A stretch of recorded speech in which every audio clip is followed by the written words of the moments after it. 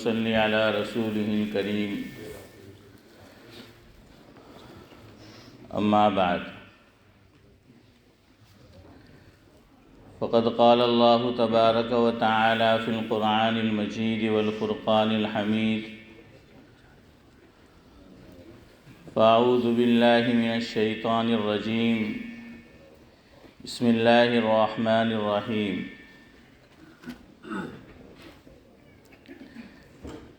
إن الله وملائكته يصلون على النبي يا أيها الذين آمنوا صلوا عليه وسلموا تسليما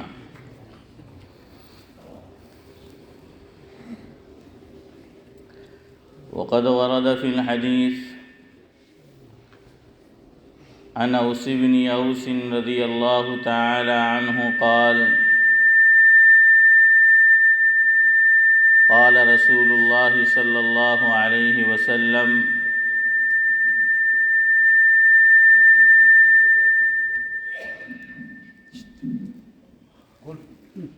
نہ برابر چالو ہوئی تو بھی تھا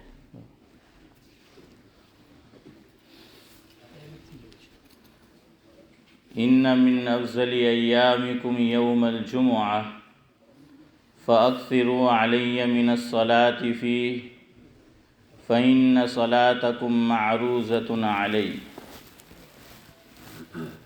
او کما قال علیہ الصلاة والسلام رواہ ابو داود۔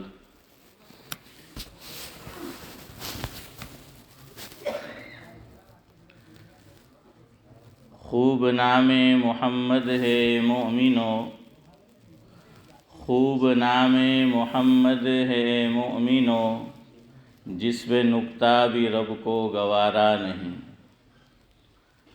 محبت سے ان کی جو منہ موڑ لے، محبت سے ان کی جو منہ موڑ لے، دونوں عالم میں اس کا گزارا نہیں۔ دامن مصطفیٰ کو ہم چھوڑ دے، دامن مصطفیٰ کو ہم چھوڑ دے، اتنا کمزور بھی ایمان ہمارا نہیں۔ خدا نے خود نبی سے یہ فرما دیا، خدا نے خود نبی سے یہ فرما دیا، جو تمہارا نہیں وہ ہمارا نہیں۔ وہی جو حضرات پیسیج میں گفتگو کر رہے ہیں آہستہ کرے اور خاموش ہو جائے تو زیادہ بہتر ہے۔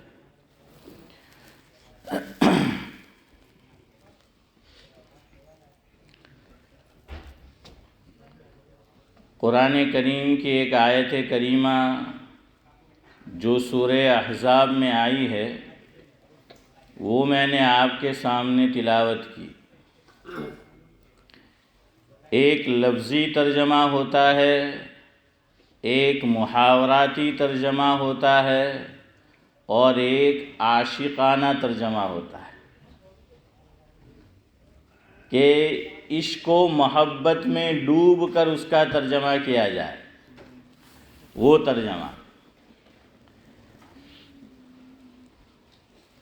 جیسے حی علی الصلاۃ، اس کا ترجمہ تو ہوگا کہ آؤ نماز کی طرف، لیکن اس کا عاشقانہ ترجمہ یہ کیا گیا کہ میرے پیارو ذرا میرے گھر میں آ کر مجھے اپنا منہ دکھا جاؤ۔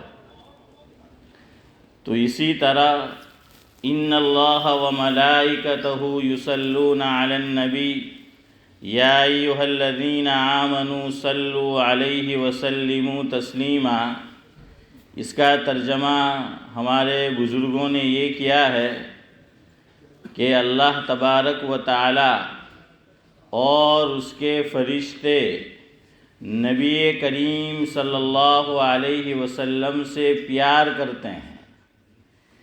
اے ایمان والو، تم بھی حضرت نبی کریم صلی اللہ علیہ وسلم سے پیار کرو۔ یہ تو آیت کریمہ کا ترجمہ ہوا، اور جو روایت میں نے پڑھی وہ ابو داؤد شریف میں ہے. اس کے راوی حضرت اوس بن اوس رضی اللہ تعالی عنہ ہے. یہاں رک کر ایک مسئلہ سمجھیے. ہمارے یہاں جانے انجانے میں لوگ ایک جملہ بولتے ہیں کہ بھئی جو نام والد کا ہو، باپ کا ہو، بیٹے کا وہ نام رکھا نہیں جا سکتا. نمبر 1. نمبر 2، یہ بھی غلط فہمی پائی جاتی ہے کہ ایک نام ایک بچے کا رکھ لیا، ایک بچی کا رکھ لیا، اب دوسرا بچہ یا بچی ہو تو ویسا ہی نام دوبارہ نہیں رکھا جا سکتا. تیسری بات، جس کو تو لوگ معیوب سمجھتے ہیں، سب نہیں کچھ لوگ، کہ ایک لڑکا یا لڑکی پیدا ہوئی اور کچھ عرصے میں اس کا انتقال ہو گیا. اب لڑکا تھا یا لڑکی اور اس کا انتقال ہوا، دوبارہ جب لڑکا یا لڑکی ہوگی تو جو نام جو لڑکا یا لڑکی انتقال کر چکے ہیں وہ نام لوگ نہیں رکھتے، اور رکھنا چاہتے بھی ہیں تو یوں کہتے ہیں کہ یہ تو معیوب ہے، منحوس ہے، یہ نام آپ نے رکھا تھا اور وہ لڑکا یا لڑکی اللہ تبارک و تعالیٰ کو پیارے ہو گئے، واپس وہی نام کا اس کے لیے انتخاب ہوا تو اس کا نتیجہ بھی وہی آئے گا جو پہلے آیا تھا. یہ ایمان کی کمزوری کی علامت ہے. جو مسلمان واقعی مسلمان ہوگا وہ جانتا ہے اور جانتا ہوگا، بلکہ جاننا چاہیے کہ موت اور حیات کس کے قبضے میں ہے؟ اللہ تبارک و تعالیٰ کے قبضے میں ہے. آپ جون سا نام رکھ دے، جو نام حضرت نبی کریم صلی اللہ علیہ وسلم نے اور علماء نے قرآن و سنت کی روشنی میں منع کیے ہیں وہ ہم نہیں رکھیں گے، ورنہ جن کی گنجائش ہے تو اس کو رکھ سکتے ہیں. اب اس روایت میں دیکھیے آپ، اوس بن اوس، کیا مطلب؟ کہ والد کا نام بھی اوس ہے، الف واو سین، اور بیٹے کا نام بھی اوس ہے. تو معلوم ہوا کہ جو نام والد کا ہے وہی نام اگر بیٹے کا بھی رکھنا چاہے تو رکھ سکتے ہیں. یہاں ایک بات اور سمجھیں، میں آپ کو ترغیب نہیں دلا رہا کہ آپ ایسا کریں، لیکن ایک بات درمیان میں آئی تو میں نے آپ کے سامنے رکھ دی. مثال لے لیجئے 2-3. بہت بڑے عالم گزرے ہیں ماضی قریب میں انڈیا کے اندر، حضرت مولانا حبیب الرحمن صاحب اعظمی نور اللہ مرقدہ. بہت ساری ان کی تصنیفات ہیں، ان میں ایک تصنیف ہے جس کا نام ہے اعیان الحجاج. کچھ بزرگوں کے انہوں نے اس میں حالات جمع کیے ہیں کہ جو حج کے لیے تشریف لے گئے تھے. ان میں صفحہ نمبر 431 اور 32 جو نسخہ میرے پاس ہے، اس میں حضرت نے یہ تحریر فرمایا جس کا مفہوم یہ ہے کہ ایک صاحب، ان کا نام لکھا ہے ابو البرکات ایمن بن محمد.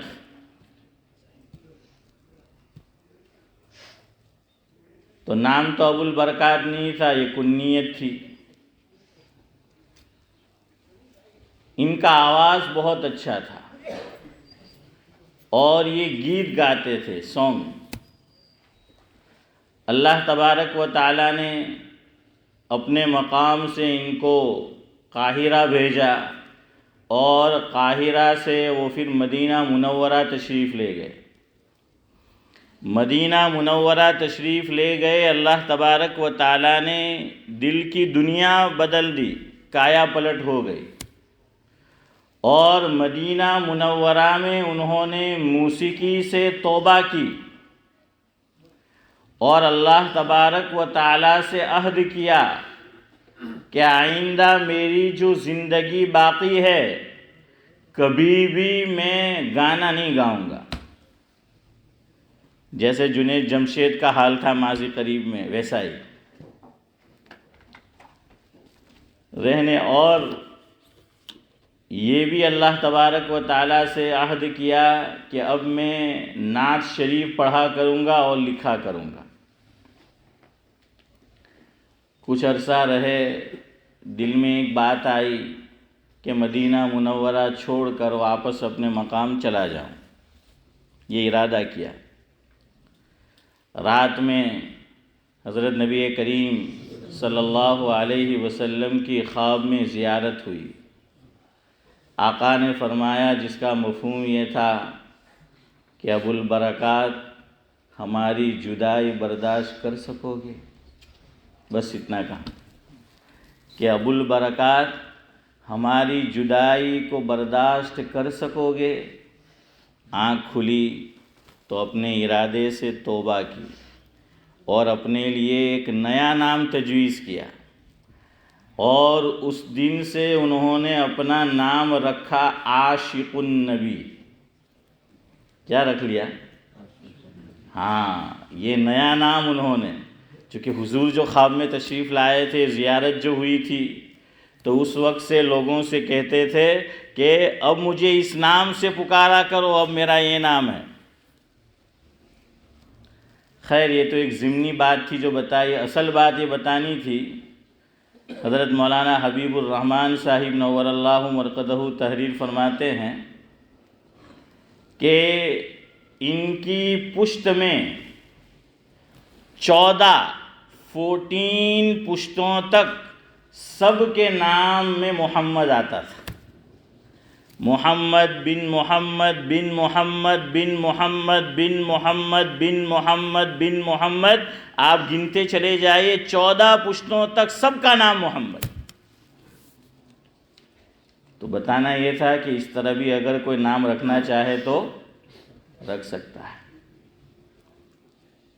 ایک کتاب آپ کے مکان میں بھی ہوگی، اور جو حضرات دعوت و تبلیغ کے مبارک کام سے منسلک ہیں ان میں سے اکثر حضرات کے پاس ہوگی، جس کا نام ہے حسن حسین. ہاں، شمس الدین جزری ان کا نام ہے. ان کے حالات میں لکھا ہے کہ ان کے والد کا نکاح ہوا، 40 سال تک کوئی اولاد نہیں ہوئی. 40 سال تک نکاح کے بعد. اللہ دینا چاہے تو بڑھاپے میں بھی دے سکتا ہے. حضرت ابراہیم کو بھی دیا، حضرت زکریا علیہ الصلاۃ والسلام کو بھی دیا. شرط ہے کہ مایوس نہ ہو.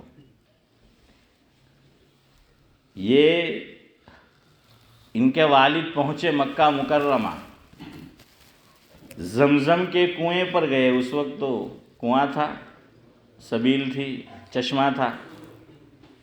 زمزم ہاتھ میں لیا.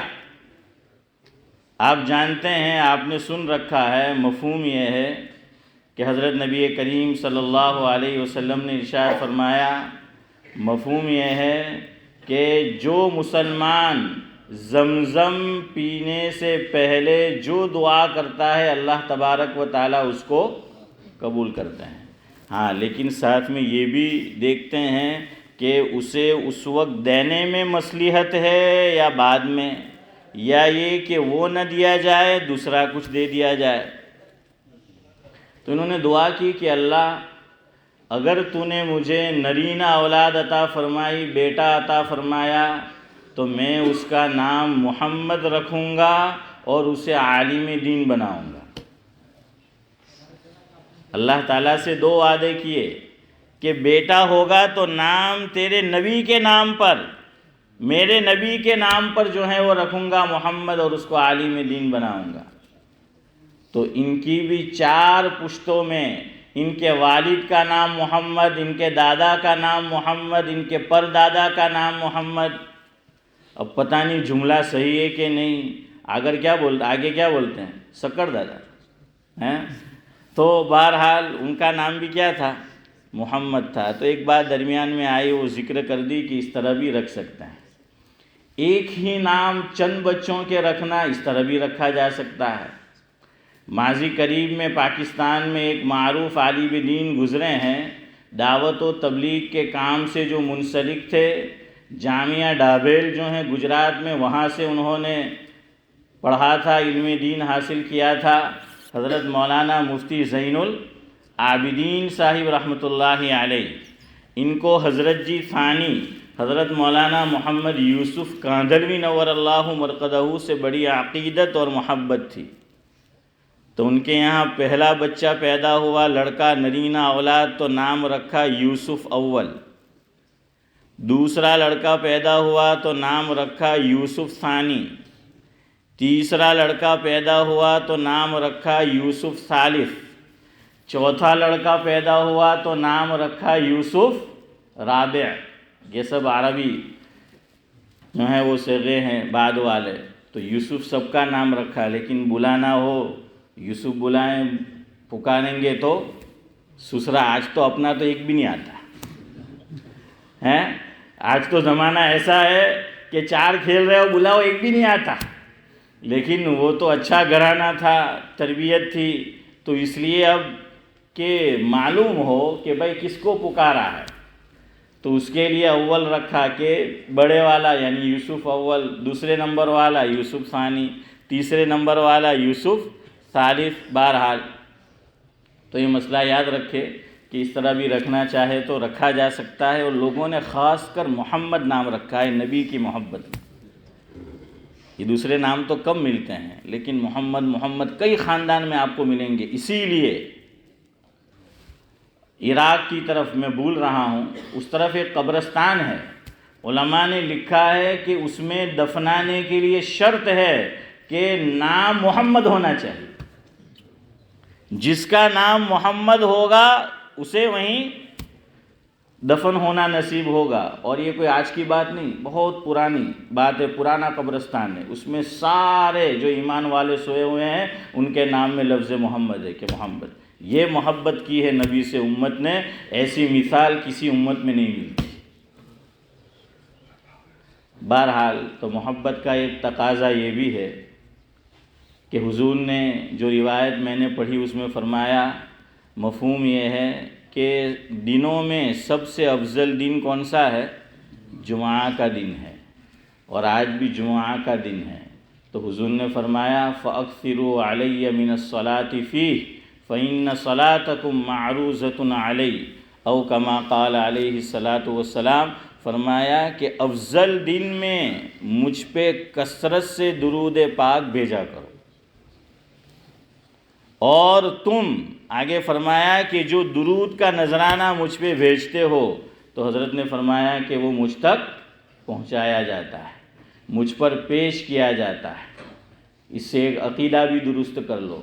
روایت سے پتہ چلا حضور عالم الغیب نہیں ہیں.